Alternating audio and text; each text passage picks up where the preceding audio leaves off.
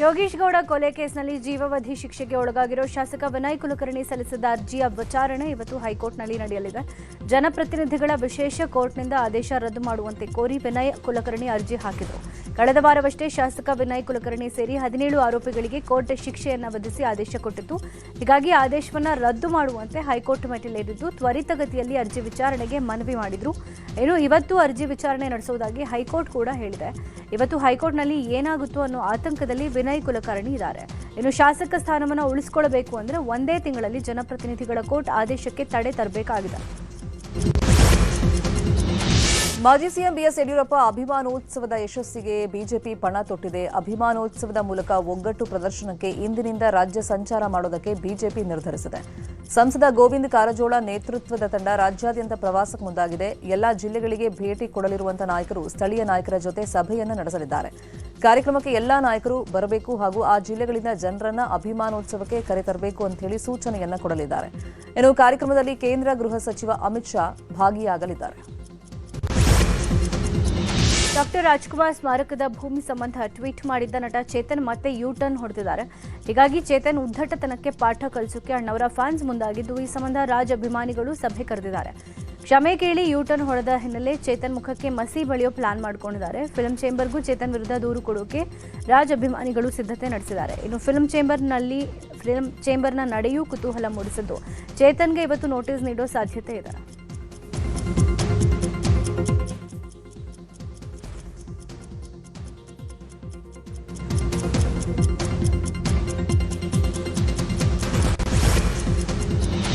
ದಾವಣಗೆರೆಯ ಹರಿಹರ ಪಂಚಮಸಾಲಿ ಪೀಠದ ವಿವಾದ ಕುತೂಹಲ ಘಟ್ಟಕ್ಕೆ ಬಂದು ತಲುಪಿದೆ. ಟ್ರಸ್ಟಿ ಪದಾಧಿಕಾರಿಗಳು ಇವತ್ತು ಮಠಕ್ಕೆ ಲೆಕ್ಕ ಕೊಡೋದಕ್ಕೆ ಮುಂದಾಗಿದ್ದಾರೆ. ಟ್ರಸ್ಟ್ನ ಪ್ರಧಾನ ಧರ್ಮದರ್ಶಿ ಬಿಸಿ ಉಮಾಪತಿ, ಕಾರ್ಯದರ್ಶಿ ಜ್ಯೋತಿ ಪ್ರಕಾಶ್ ಹಾಗೂ ಧರ್ಮದರ್ಶಿ ಚಂದ್ರಶೇಖರ್ ಪೂಜಾರ ಸೇರಿದಂತೆ 7 ಜನ ಟ್ರಸ್ಟ್ ಸದಸ್ಯರಿಂದ ಲೆಕ್ಕ ಕೊಡೋದಕ್ಕೆ ತಯಾರಿ ಮಾಡಿಕೊಳ್ಳಲಾಗ್ತಾ ಇದೆ. ಲೆಕ್ಕ ಕೇಳುವವರು ಬರಲಿ, ಮಠದಲ್ಲಿ ಸಾರ್ವಜನಿಕವಾಗಿ ಲೆಕ್ಕ ಕೊಡ್ತೀವಿ ಅಂತ ಟ್ರಸ್ಟ್ನ ಸದಸ್ಯರು ಬಹಿರಂಗವಾಗಿ ಕರೆಯನ್ನು ಕೊಟ್ಟಿದ್ದಾರೆ.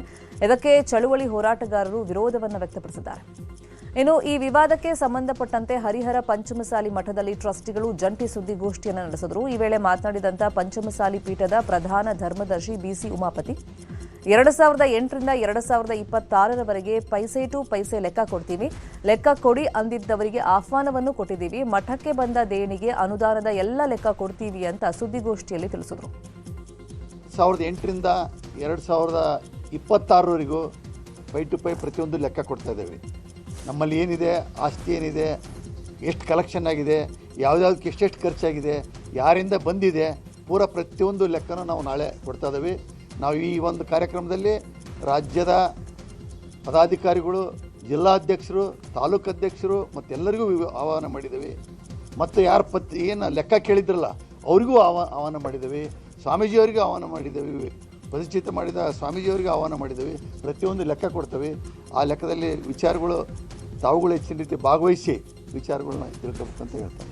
2008 ಎಚ್ಎಸ್ ಶಿವಶಂಕರ್ ವಿರುದ್ಧ ಸಹೋದರ ಎಚ್ಎಸ್ ನಾಗರಾಜ್ ವಾಗ್ದಾಳಿಯನ್ನ ಮಾಡಿದ್ದಾರೆ. ದಾವಣಗೆರೆಯಲ್ಲಿ ಮಾತನಾಡಿದ ಅವರು, ಇಲ್ಲಿ ಗೊಂದಲ ಮಾಡಿ ಛಿದ್ರ ಮಾಡುವಂತ ಉದ್ದೇಶ ನಿಮ್ಮದಿದೆ. ಯಾರ್ಯಾರು ಎಷ್ಟು ದುಡ್ಡು ಕೊಟ್ಟಿದ್ದೀರಾ ಬಂದು ಹೇಳಿ, ಯಾರು ಬೇಕಾದರೂ ಮನೆಗೆ ಬಂದು ಒಳ ಹೊಕ್ಕೋಕ್ಕಾಗುತ್ತಾ? ನಾವೆಲ್ಲದಕ್ಕೂ ಸಹಕಾರ ನೀಡ್ತಾ ಬಂದಿದ್ದೀವಿ. ನಿಮ್ಮ ದಬ್ಬಾಳಿಕೆ ನಡೆಯಲ್ಲ. ಎಲ್ಲರೂ ನಮ್ಮ ಅಣ್ಣ ತಮ್ಮಂದಿರೇ, ನಮ್ಮ ಊರಿನವರೇ, ನೀವು ಕೇಳಿದ ಲೆಕ್ಕ ಕೊಡ್ತೀವಿ ಅಂತ ಬಂದು ಕೇಳಿ ಅಂತೇಳಿ ವಾಗ್ದಾಳಿಯನ್ನು ಮಾಡಿದ್ದಾರೆ. ಎಲ್ಲರೂ ಬೆಂಬಲ ತಗೊಂಡು ಕಟ್ತಾರೆ. ಆ ರೀತಿ ಇವತ್ತು ಈ ಒಂದು ಸಂಘ ಆಗಿರಲಿ, ಈ ಪಂಚಮಸಾಲಿ ಪೀಠ ಆಗಿರಲಿ, ಎಲ್ಲರ ಆಶೀರ್ವಾದದಿಂದ, ಎಲ್ಲರ ಬೆಂಬಲದಿಂದ ಇದು ಬೆಳೆದಿದೆ.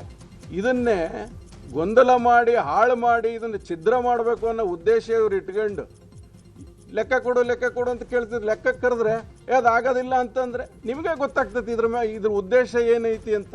ಇಷ್ಟು ದಿವಸ ಲೆಕ್ಕ ಕೊಡ್ರಿ ಅಂತಿದ್ರಲ್ಲ, ಕೊಡ್ತೀವಲ್ಲ, ಬರ್ರಿ ಕೇಳ್ರಿ, ನಿಮಗೇನೈತಿ, ನಿಮಗೇನು ಬೇಕು ಕೇಳ್ರಿ. ಇವತ್ತು ಯಾರ್ಯಾರು ಎಷ್ಟೆಷ್ಟು ದುಡ್ಡು ಕೊಟ್ಟಿದ್ದೀರಿ ನೀವು ಕೇಳೋರು. ಹಂಗಾರೆ ಯಾರು ಬೇಕಾದ್ರೆ ಅವ್ರು ಬಂದು ಮನೆ ಒಳಗೆ ನುಗ್ಬಿಟ್ರೆ ನಾವು ಬಿಟ್ಕೊಳಕ್ಕಾಗತ್ತಾ? ಅದಕ್ಕೆ ಕಾನೂನಿದೆ, ಅದಕ್ಕೆ ರೀತಿ ನೀತಿ ಇದೆ.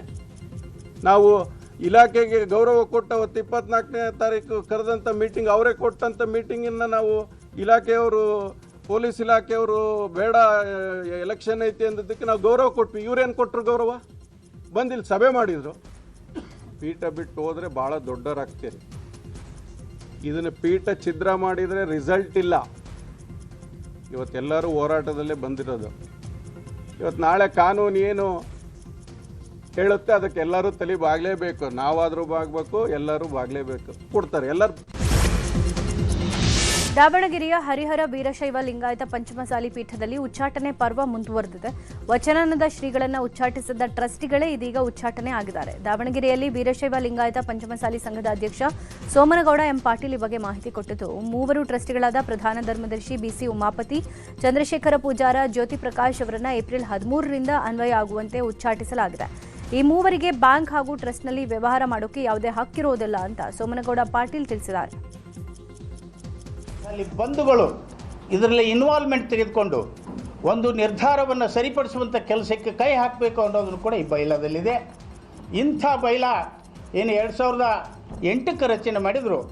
ನಮ್ಮ ನಾಗನಗೌಡರು BKG ಕಂಪನಿಯವರು ನಮ್ಮ ರಾಜ್ಯ ಅಧ್ಯಕ್ಷರಾಗಿದ್ದಂಥ ಸಂದರ್ಭದಲ್ಲಿ ಅದನ್ನು 2014ರಲ್ಲಿ ನಮ್ಮ ಸಂಘದ ಬೈಲಾದಲ್ಲಿ ಕೂಡ ಟ್ರಸ್ಟ್ನವರು ಏನಾದರೂ ತಪ್ಪುಗಳನ್ನು ಮಾಡಿದರೆ, ಸರಿಯಾದ ರೀತಿ ಒಳಗೆ ಲೆಕ್ಕಪತ್ರ ಹಿಡಿದಾಗಿದ್ದರೆ, ಅಲ್ಲಿ ಒಳ್ಳೆಯ ಸ್ಥಿತಿ ಒಳಗೆ ಆ ಪೀಠವನ್ನು ಮಾಡದೇ ಇದ್ದಾಗ ಸಂಘ ಅಧಿಕಾರವನ್ನು ವಹಿಸಿ ಅಲ್ಲಿ ತೀರ್ಮಾನ ತೆಗೆದುಕೊಳ್ಳುವಂಥ ಹಕ್ಕು ಇದೆ ಅನ್ನೋದನ್ನು ಕೂಡ ಏನಪ್ಪ ಅಂದರೆ ನಮ್ಮ ಬೈಲಾದಲ್ಲಿ ಕೂಡ ಏನಪ್ಪ ಅಂದರೆ ಹಿರಿಯರು ನಮೂದಿಸಿದ್ದಾರೆ.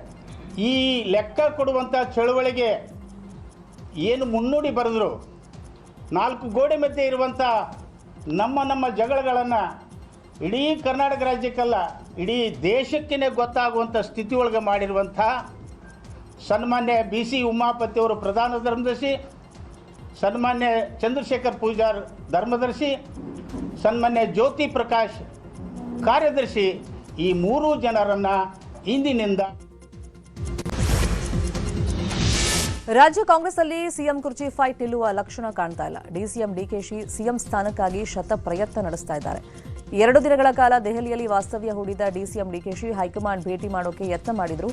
ಎಐಸಿಸಿ ಅಧ್ಯಕ್ಷ ಮಲ್ಲಿಕಾರ್ಜುನ ಖರ್ಗೆ ಹಾಗೂ ವೇಣುಗೋಪಾಲ್ ಮೂಲಕ ಹೈಕಮಾಂಡ್ ಭೇಟಿಗೆ ಶತ ಪ್ರಯತ್ನ ಮಾಡಿದ್ರು. ಆದರೆ ರಾಹುಲ್ ಗಾಂಧಿ ಚುನಾವಣಾ ಪ್ರಚಾರದಲ್ಲಿ ಬ್ಯುಸಿಯಾಗಿರುವಂತಹ ಹಿನ್ನೆಲೆಯಲ್ಲಿ ಭೇಟಿಗೆ ಅವಕಾಶ ಸಿಕ್ಕಿಲ್ಲ. ಹೀಗಾಗಿ ಡಿಸಿಎಂ ಡಿಕೆಶಿಗೆ ದೆಹಲಿಯಲ್ಲಿ ವರಿಷ್ಠರು ತಾಳ್ಮೆಯ ಪಾಠ ಮಾಡಿದ್ದಾರೆ.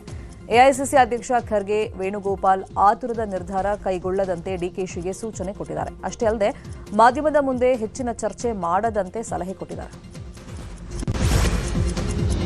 ಸಿಎಂ ಸಿದ್ದರಾಮಯ್ಯ ವೀಕ್ ಆಗಿದ್ದಾರೆ ಅನ್ನೋ ವಿಚಾರದ ಬಗ್ಗೆ ಎಂಎಲ್ಸಿ ಯತೀಂದ್ರ ಸಿದ್ದರಾಮಯ್ಯ ಪ್ರತಿಕ್ರಿಯೆ ಕೊಟ್ಟಿದ್ದಾರೆ. ರಾಯಚೂರಲ್ಲಿ ಮಾತನಾಡಿದ ಅವರು, ಸಿಎಂ ವೀಕ್ ಆಗಿದ್ದಾರೆ ಅಂತ ಯಾರು ಹೇಳ್ತಾರೆ? ಅದಕ್ಕೇನು ಕಾರಣ? ಸಿಎಂ ಅಂತೂ ಆಡಳಿತ ಚೆನ್ನಾಗೇ ಕೊಡ್ತಾ ಇದ್ದಾರೆ. ಏನೇ ಸಮಸ್ಯೆ ಇದ್ರೂ ಒಂದೊಂದಾಗಿ ಬಗೆಹರಿಸ್ತಾ ಇದ್ದಾರೆ. ಒಳ ಮೀಸಲಾತಿ ಸಮಸ್ಯೆ ಬಗೆಹರಿಸಿದ್ದಾರೆ. ಯಾವುದೇ ಕಾರಣಕ್ಕೂ ಸಿಎಂ ನಿಶಕ್ತರಾಗಿಲ್ಲ ಅಂತ ಹೇಳಿದ್ರು. ವೀಕ್ ಆಗಿದೆ ಯಾಕೆ ಹೇಳ್ತಾರೆ? ಏನು ಕಾರಣ ಅದಕ್ಕೆ? ಸಿಎಂ ಅಂತೂ ಅಡ್ಮಿನಿಸ್ಟ್ರೇಷನ್ ಚೆನ್ನಾಗಿ ಕೊಡ್ತಾ ಇದ್ದಾರೆ. ಜನಕ್ಕೆ ಏನೇನು ಪ್ರಾಬ್ಲಮ್ಸ್ ಅಂತ ಅದನ್ನು ಒಂದೊಂದಾಗಿ ಅದನ್ನು ಈಡೇರಿಸ್ಕೊಂಡು ಕೊಟ್ಟಿದ್ದಾರೆ. ಮೊನ್ನೆ ಒಳ ಮೀಸಲಾತಿ ನಮ್ಮ ಪ್ರಣಾಳಿಕೆ ಕೊಟ್ಟಿದ್ದು, ಭರವಸೆ ಕೊಟ್ಟಿದ್ದೀವಿ, ಅದನ್ನು ಈಡೇರಿಸ್ಕೊಟ್ಟಿದ್ದೀವಿ. ಸೊ ಹಾಗಾಗಿ ಯಾವುದೇ ರೀತಿ ಸಿಎಂ ಅವರು ನಿಶಕ್ತರಾಗಿಲ್ಲ. ನಮ್ಮ ಪಕ್ಷದ ವಿಚಾರದ ಬಗ್ಗೆ ಅವ್ರಿಗೇನು ಗೊತ್ತಿರುತ್ತೆ. ನಮ್ಮ ಪಕ್ಷದಲ್ಲಿ ವರಿಷ್ಠರು ಅವ್ರಿಗೆ ಒಂದು ಮಾಹಿತಿ ಇರುತ್ತೆ, ಆ ಮಾಹಿತಿ ಅದಾದ್ಮೇಲೆ ತೊಗೊಂಡಿರ್ತಾರೆ. ಸೊ ನಮ್ಮ ಪಕ್ಷದ ಆಂತರಿಕ ವಿಷಯದಲ್ಲಿ ಅವ್ರಿಗೆ ಗೊತ್ತಿರೋದಿಲ್ಲ. ಸೊ ಗೊತ್ತಿಲ್ಲದೆ ಸುಮ್ಮನೆ ಬೇಕಾಬಿಟ್ಟು ಅವರು ಹೇಳಿಕೆ ಕೊಡಬಾರ್ದು. ಈಗ ಪ್ರತಿಯೊಂದು ಪಕ್ಷದಲ್ಲೂ ಕೂಡ ಲೀಡರ್ಗಳು ಹೈಕಮಾಂಡ್ನ ಮೀಟ್ ಮಾಡ್ತಾರೆ. ಮೀಟ್ ಮಾಡಿ ಅವ್ರದ್ದೇನು ಸ್ವಂತ ಹಿತಾಸಕ್ತಿ ಇರುತ್ತೆ ಅದು ವಿಷಯಗಳನ್ನು ಮಾತಾಡೇ ಮಾಡ್ತಾರೆ. ಅದೇ ನಮ್ಮ ಸರ್ಕಾರದಲ್ಲೂ ಹೊರತಾಗಿ ನಡೀತಿಲ್ಲ. ಕಾರಣ BJP ಸರ್ಕಾರದಲ್ಲೂ ಇಲ್ವಾ, ಹಿಂದಿನ ಎಲ್ಲ ಸರ್ಕಾರಗಳಲ್ಲೂ ಹಾಗೆ ಆಗುತ್ತೆ. ಸೊ ನಮ್ಮ ಸರ್ಕಾರ ಅದರಿಂದ ಏನು ಹೊರತಾಗಿಲ್ಲ. ಸೊ ಅದೆಲ್ಲ ಮಾಮೂಲಿ ವಿಷಯ, ಒಂದು ರಾಜಕೀಯ ಪಕ್ಷ, ಒಂದು ಸರ್ಕಾರ ಅಂತ ಇದ್ದಾಗ. ಸೊ ಅದಕ್ಕೇನು ಹೆಚ್ಚಿನ ಮಹತ್ವ ಕೊಡೋದು. ಡಿಸಿಎಂ ಡಿಕೆ ಶಿವಕುಮಾರ್ ದೆಹಲಿ ಪ್ರವಾಸದ ಬಗ್ಗೆ ಸಚಿವ MB ಪಾಟೀಲ್ ರಿಯಾಕ್ಷನ್ ಕೊಟ್ಟಿದ್ದಾರೆ. ಡಿಕೆಶಿ ಕೆಪಿಸಿಸಿ ಅಧ್ಯಕ್ಷರಿದ್ದಾರೆ, ಹೀಗಾಗಿ ದೆಹಲಿಯಲ್ಲಿ ಮುಖಂಡರ ಭೇಟಿ ಸಾಮಾನ್ಯ ಅಂತ ಹೇಳಿದ್ರು. ಇನ್ನು ಮನೆಯಲ್ಲಿ ಸಮಸ್ಯೆ ಇರುವಂತೆ ರಾಜಕೀಯ ಪಕ್ಷದಲ್ಲಿ ಇರುತ್ತೆ, ಹೈಕಮಾಂಡ್ ಸರಿ ಮಾಡುತ್ತೆ ಅಂತ ಹೇಳಿದ್ದಾರೆ. DK ಶಿವಕುಮಾರ್ ಅವರು ವಿವಿಧ ರಾಜ್ಯಗಳ ಒಂದು ಚುನಾವಣಾ ಸಮಿತಿಯಲ್ಲಿದ್ದಾರೆ. ಅವರು KPCC ಅಧ್ಯಕ್ಷರು ಇದ್ದಾರೆ. ಹೀಗಾಗಿ ಡೆಲ್ಲಿಗೆ ಹೋಗಿ ಮುಖಂಡರನ್ನ ಭೇಟಿಯಾಗುವಂಥದ್ದು ಸರ್ವೇ ಸಾಮಾನ್ಯ. ಇದು ಅದರಲ್ಲಿ ಏನೋ ವಿಶೇಷತೆ ಕೂಡ ಮಾಡುವಂಥದ್ದಿಲ್ಲ. ಮತ್ತು ನಾಯಕತ್ವ, ಇನ್ನಿತರ ವಿಚಾರಗಳು, ಮಂತ್ರಿಮಂಡಲ, ಯಾವುದೇ ವಿಚಾರಗಳು ಇವತ್ತೊಂದು ದಿವಸ ಅವೆಲ್ಲವೂ ಕೂಡ ನಮ್ಮ ಕಾಂಗ್ರೆಸ್ ಪಕ್ಷದಲ್ಲಿ ಪದೇ ಹೇಳ್ತಾ ಇದ್ವಿ. ಇನ್ನು ಮುಂದೆ ಕೇಳಕ್ಕೆ ಹೋಗಬೇಡಿ, ಇದು ಹೈಕಮಾಂಡಿಗೆ ಬಿಟ್ಟಂಥ ವಿಚಾರ. ಹೈಕಮಾಂಡ್ ಏನು ನಿರ್ಣಯ ತಗೋತದೆ, ಸಿದ್ದರಾಮಯ್ಯನವರು ಹೇಳಿದಾರ, DK ಶಿವಕುಮಾರ್ ಅವರು ಹೇಳಿದಾರ, ಎಲ್ಲರೂ ಕೂಡ ಕಾಂಗ್ರೆಸ್ ಪಕ್ಷದಲ್ಲಿ ಹೈಕಮಾಂಡ್ ಸುಪ್ರೀಂ, ಅಂತಿಮ. ನ್ಯೂಸ್ 18 ವರದಿ ಆಧರಿಸಿ ಬಿಜೆಪಿ ರಾಜ್ಯ ಸರ್ಕಾರಕ್ಕೆ ತಿವಿದಿದೆ. ಸ್ವಾವಲಂಬಿ ಸಾರಥಿ ಯೋಜನೆ ಕುರಿತಂತೆ ನ್ಯೂಸ್ 18 ವಿಸ್ತೃತ ವರದಿಯನ್ನು ವಿತರಿಸಿದ್ದು, ಬಡವರ ಕನಸನ್ನ ಸಿದ್ದರಾಮಯ್ಯ ಸರ್ಕಾರ ನುಚ್ಚು ನೂರು ಮಾಡ್ತಾ ಇದೆ. ಸಿಎಂ ಹಸ್ತಾಂತರಿಸಿದ ಯೋಜನೆ ಫಲಾನುಭವಿಗಳಿಗೆ ತಲುಪಿಲ್ಲ. ಪ್ರಚಾರದ ಹಪಾಹಪಿಗೆ ರಾಜ್ಯ ಸರ್ಕಾರ ಕಾರ್ಯಕ್ರಮ ಮಾಡಿದೆ. ನ್ಯೂಸ್ 18 ಸುದ್ದಿ ಆಧರಿಸಿ ಸರ್ಕಾರಕ್ಕೆ ರಾಜ್ಯ ಬಿಜೆಪಿ ಚಾಟಿಯನ್ನ ಬೀಸಿದೆ. ಚಿತ್ರದುರ್ಗದ ರೇಣುಕಾಸ್ವಾಮಿ ಕೊಲೆ ಪ್ರಕರಣಕ್ಕೆ ಸಂಬಂಧಪಟ್ಟಂತೆ ನಟ ದರ್ಶನ್ 2ನೇ ಬಾರಿ ಜೈಲು ಸೇರಿ ಬಹುತೇಕ 1 ವರ್ಷ ಆಗ್ತಾ ಬಂತು. ಕಳೆದ 8 ರಿಂದ 9 ತಿಂಗಳಿಂದಲೂ ಪರಪ್ಪನ ಅಗ್ರಹಾರ ಜೈಲಲ್ಲಿರುವಂತಹ ದರ್ಶನ್ 2024ರ ಜೂನ್ನಲ್ಲಿ ಕೊಲೆ ಕೇಸಲ್ಲಿ ಅರೆಸ್ಟ್ ಆಗಿದ್ರು. ಸದ್ಯ ಕೊಲೆ ಆರೋಪಿ ದರ್ಶನ್ ದಿನೇ ದಿನೇ ಜೈಲಿಗೆ ಹೊಂದ್ಕೊಳ್ತಾ ಇದ್ದು, ಜೈಲಿನ ಮೆನು ಪ್ರಕಾರವೇ ಊಟವನ್ನ ತಿಂದಿತಾ ಇದ್ದಾರೆ. ಇನ್ನು ಕ್ವಾರಂಟೈನ್ ಸೆಲ್ನಲ್ಲಿ ದಿನ ಕಳೀತಾ ಇದ್ದು, ದರ್ಶನ್ ಇರೋ ಬ್ಯಾರಕ್ ಸುತ್ತು ಜೈಲಿನ ಅಧಿಕಾರಿಗಳು ಪರದೆ ಕಟ್ಟಿದ್ದಾರೆ. ಸದ್ಯ ಯಾರ ಸಂಪರ್ಕವೂ ಇಲ್ಲದೆ ಡಿ ಗ್ಯಾಂಗ್ ಜೊತೆ ಮಾತ್ರ ಮಾತಾಡ್ತಾ ದರ್ಶನ್ ದಿನ ಕಳೀತಾ ಇದ್ದಾರೆ. ಸಾರಿಗೆ ನೌಕರರ ವೇತನ ಪರಿಷ್ಕರಣೆ ವಿಚಾರ ಸಂಬಂಧ ಸಾರಿಗೆ ಸಂಘಟನೆ ಜೊತೆ ಸಚಿವ ರಾಮಲಿಂಗಾರೆಡ್ಡಿ ಸಭೆಗೆ ಮುಂದಾಗಿದ್ದಾರೆ. ಏಪ್ರಿಲ್ 29ರಂದು ಮಧ್ಯಾಹ್ನ 12ವರೆಗೆ ಕೆಎಸ್ಆರ್ಟಿಸಿ ಕೇಂದ್ರ ಕಚೇರಿಯಲ್ಲಿ ಮಹತ್ವದ ಸಭೆ ಆಯೋಜನೆ ಮಾಡಲಾಗಿದೆ. ಕಳೆದ ಸಭೆಯಲ್ಲಿ ಎಂಡಿಯಿಂದ ವೇತನವನ್ನು ಶೇಕಡಾ 7ರಷ್ಟು ಹೆಚ್ಚಿಸಲು ಒಪ್ಪಿಗೆ ಕೊಟ್ಟಿದ್ರು. ಆದರೆ ಇದಕ್ಕೆ ಸಾರಿಗೆ ನೌಕರರು ವಿರೋಧ ವ್ಯಕ್ತಪಡಿಸಿದರು. ಇದೀಗ ಸಾರಿಗೆ ಸಚಿವರು ಸಭೆ ಕರೆದಿದ್ದು ಸಾಕಷ್ಟು ಕುತೂಹಲ ಮೂಡಿಸಿದೆ.